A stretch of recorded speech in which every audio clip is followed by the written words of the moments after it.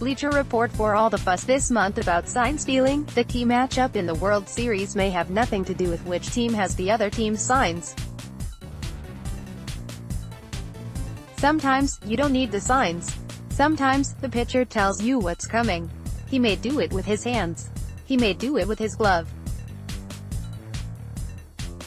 He may speed up on one pitch and slow down on another. But just as every poker player is looking for a tell from his opponent, every hitter should be alert for a tell from the opposing pitcher. More often than you think, there's one there. I think 90% of left-handers do something, said Eduardo Perez, who played and coached in the major leagues and now works for ESPN. I'd say it's probably 50-50 with right-handers. Perez, an acknowledged master at the art of finding the pitcher's tip, said left-handers tip more often because they tend to be more reliant on changeups, which are harder to disguise because of the grip they require. But all pitchers are susceptible. In fact, Perez said he has already noticed a few in this year's postseason who are tipping. "I see it, and I wish I could grab a bat right now," he said. He won't grab a bat, and he won't tell us who or what he's seen. He says it's not his place to alert the pitcher to what he is doing or to tell the opponent what to key on. Besides, as a hitter, Perez knows that sometimes the suspicion of tipping can be just as bad for the pitcher as the tip itself. It's one more thing to worry about on the mound, one more way to take the pitcher's focus away from executing his best pitches. And as with everything else in this ultra-paranoid era of baseball, there's plenty of suspicion. Rich Hill and Ross Stripling of the Los Angeles Dodgers believed they were tipping before fixing the problem, per Bill Plunkett of the Orange County Register. The Boston Red Sox were convinced closer Craig Kimbrel was tipping, leading to a 7.11 postseason era. Manager Alex Cora told reporters, including Tyler Kepner of the New York Times, after the American League Championship Series. Kimbrel told Chris Cotillo of MassLive.com that former Red Sox pitcher Eric Gagne had seen something in his delivery while watching on television that was tipping his pitches. Gagne texted Cora to tell him and then exchanged texts with Kimbrel to help explain what he saw. "It was good to throw some pitches and have them not know what was coming," Kimbrel told Cotillo, convinced that fixing the problem had helped him throw a hitless inning in the Red Sox's clinching Game 5 win over the Houston Astros. Then there was Danny Duffy of the Kansas City Royals, who told Rustin Dodd of The Athletic that he abandoned pitching out of the stretch with no men on base, even though he found it more comfortable because he thought he was tipping his pitches. And Luis Severino of the New York Yankees, who may have been tipping his pitches during his Game 3 loss to the Red Sox in the division series. Hill, Stripling, Kimbrel, Duffy, Severino, and that's just this year. They are just the instances found in a quick internet search, not all the other times a pitcher got hit hard and decided it must be because the hitters knew what was coming. "You hear that from pitchers all the time," said Lloyd McClendon, a former Major League player and manager who is now the hitting coach of the Detroit Tigers. "One of the things I always told guys was go back and look at the film. They didn't need to have your pitches. You just threw bad pitches. Sometimes, though, they really do have your pitches." Two of the best-known instances of pitch tipping helped decide World Series. In 2001, the Yankees led the Arizona Diamondbacks 3-2 going back to Phoenix for Game 6. They needed one win from 2 games to wrap up what would have been a 4th straight World Series title. Then the Diamondbacks scored 6 runs in 2+ innings against Andy Pettitte, sending him to the showers in the shortest of his 44 career postseason starts and setting up a Game 7 the D-backs would win dramatically on Luis Gonzalez's single off Mariano Rivera. Game 6 of the 2001 World Series was frustrating for Andy Pettitte, possibly because the Diamondbacks knew what was coming. Jeff Haynes, Getty Images. It could have been just a bad game. But on MLB's international TV broadcast that night, former big league pitcher Rick Sutcliffe said Pettitte was signaling what pitch he would throw. Sutcliffe went on to call the next few pitches before Pettitte delivered them. And the next morning in the New York Post, George A. King III reported that Diamondbacks first baseman Mark Grace had noticed Pettit was taking longer in the stretch before throwing a fastball than he was when he threw a curveball. Then there was the 2017 World Series, which the Houston Astros won in 7 games over the Los Angeles Dodgers. Yu Darvish started for the Dodgers in Game 7, and when he gave up 2 runs in the first inning and 3 more in the second, the game and the World Series were basically over. The Astros went on to win 5-1, and when they did, some of them gave credit to Carlos Beltran, who didn't even play in the game. As detailed later by Ben Reiter in his book, Astro Ball, Beltran was watching video of Darvish when he noticed that the Dodgers pitcher wiggled his right hand and wrist before he threw a fastball. When there was no wiggle, Darvish would throw a breaking ball. Watching Game 7, Perez noticed the same thing. In an appearance the next morning on ESPN's Mike and Mike radio show, he explained how the Astros could tell which pitch Darvish would throw next. "Of course," said one American League scout when asked if Darvish tipped his pitches in Game 7. "Everybody has always had Darvish's pitches. But when he was really good, you couldn't hit him, anyway, and that's the other thing to remember about pitch tipping, or even about sign stealing, for that matter. Knowing what's coming might give the hitters an edge, but it doesn't guarantee success. Far from it, in some cases." McClendon remembers a game in 2006 when the Tigers were facing Johan Santana. "That was a good hitting Tigers team, one that would end up in the World Series. We had Santana's pitches," McClendon said. "Every pitch he threw. And we only got 2 hits off him." Santana was well known in the game for tipping his famous changeup. But it was such a good pitch that it often didn't matter if hitters knew it was coming. They couldn't hit it, and Santana won 2 Cy Young awards. Hall of Famer Randy Johnson was another famous tipper. "Hitters often could tell what was coming. It didn't help. I beg to differ," Perez said. Sure enough, he had a 1.051 OPS in 39 career plate appearances against Johnson, with 4 home runs. Perez is hardly alone in his pitcher reading skills, but the story of how he learned to do it is worth retelling. It goes back to 1983, the one season his Hall of Fame father, Tony Perez, spent with the Philadelphia Phillies. Eduardo was 13 years old, and for the first time his father would allow him to sit in the dugout during games. "My dad was playing, and I was flipping seeds with John Denny," Perez said. "One of the seeds hit Pete Rose. Pete was like a father figure to me. He yelled with some profanity, but then he told me to come sit next to him. He told me to watch every pitch and tell him what's coming. I had no idea, but he showed me during the course of the season. When the hit king speaks, it's like E.F. Hutton. You listen." As he got older and played in college and then professionally, Perez put what he learned to work. "I didn't know that what I learned at 13 was going to get me to the big leagues and keep me there for 13 years, he said. It was as if he spoke a foreign language that most of his teammates didn't know. He studied pitchers, and things that no one else noticed seemed blatantly obvious to him. Maybe it was how the pitcher held his glove on a certain pitch. Maybe it was taking more time. Maybe it was a slight wiggle or hands held closer to the body or farther away as the pitcher went to the stretch. A lot of guys don't see what I see," Perez said. Eduardo Perez built a career on being able to read pitchers, tells Mark Cunningham, Getty Image. Some do. When he was with the then California Angels, Perez taught Jim Edmonds.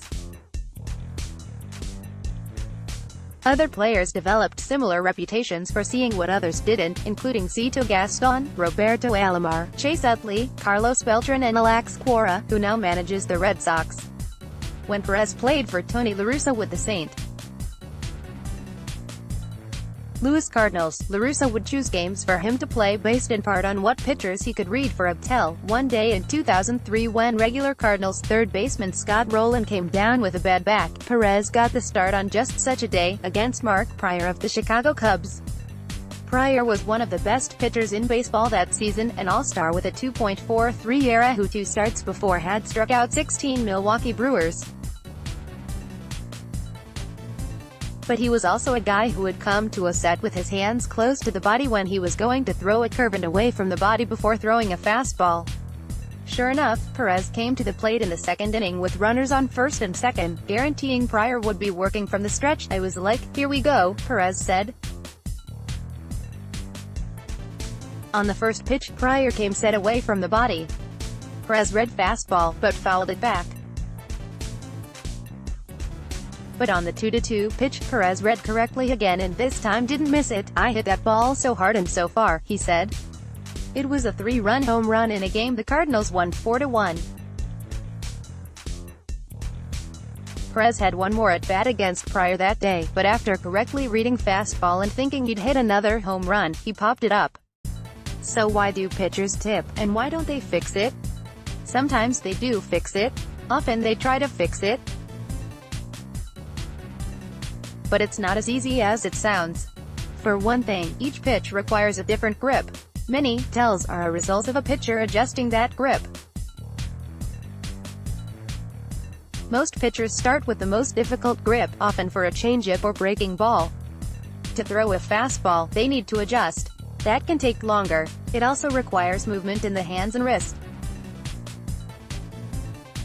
One pitcher said he always pitched with long sleeves, so hitters couldn't see his arm muscles flinch as he felt for the grip. Keep hitters from seeing when they change a grip. Pitchers will try to fake changing the grip even when they don't, i.e. when they start with a changeup grip and want to throw a changeup, because the so-called circle change grip requires the pitcher to wrap his hand around the ball. A pitcher's glove often flares out a bit when he holds it with a changeup grip. That can be another tell. "We tell them to flare their glove on every pitch," said Doug Brocail, the Texas Rangers pitching coach. Some pitchers stand taller on the fastball. One hitter said with one pitcher he was told if you see daylight above the pitcher's hat, it's a breaking ball. Sometimes the tip isn't even physical. Some pitchers get into such patterns that they always throw the same pitch on the same count. One time when Phil Garner's Brewers were facing Roger Clemens, they realized that Clemens almost always threw a breaking ball at 1-1, and that he almost always threw it for a ball. Pitchers try to avoid patterns and they try to make every pitch look the same, but they fall into habits. Maybe they've been having trouble getting the right angle on a breaking ball and they work on it over and over in the bullpen. And the pitch breaks the way they want, but in the process they pick up a movement that could tip off a hitter. Then the pitching coach or a teammate notices, so the pitcher tries to change. And he does change, except that when the game gets close and he's a little tired and focused on making a perfect pitch, the movement comes back. It's extremely tough to fix, Brocail said. "I argue there's such a thing as muscle memory," Brocail speaks from experience. In September 1992, the San Diego Padres called him up from AAA.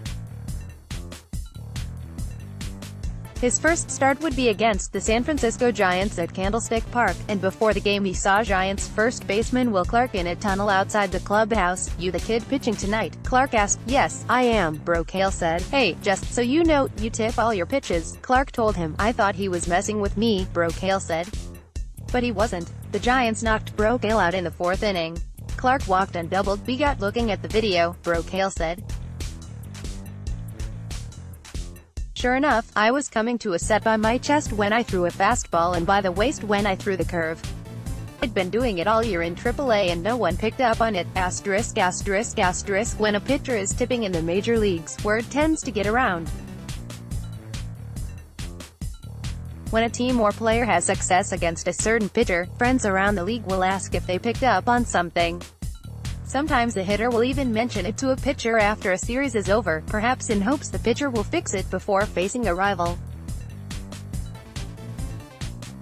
Sometimes a pitcher finds out much later.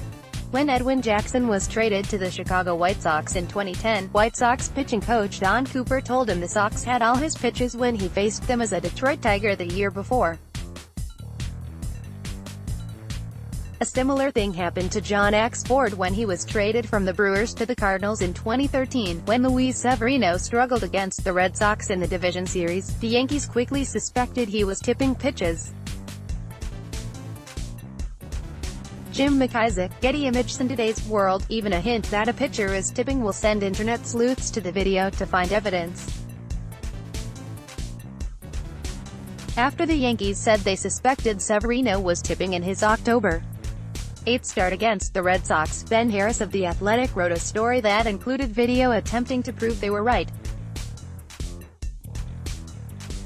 Harris shows Severino checking a runner at second base and then hesitating while he looks toward third before turning to deliver the pitch. When he hesitated, Harris said, Severino threw a fastball. When he didn't, he threw a changeup. At a press conference during the ALCS, Cora said the Red Sox didn't notice the hesitation. I was upset because we didn't see that one, he said, leaving open the possibility they saw something else with Severino. Perez doubts the hesitation was the key, because only one of the Red Sox's 7 hits off Severino came with a runner on second base. Was he doing something else? Perhaps, Perez said cryptically. I don't think it's my job to tell the Yankees and tell Severino what he's doing. Harris also believes he identified Kimbrel's tip, which he detailed with photos in another story in The Athletic.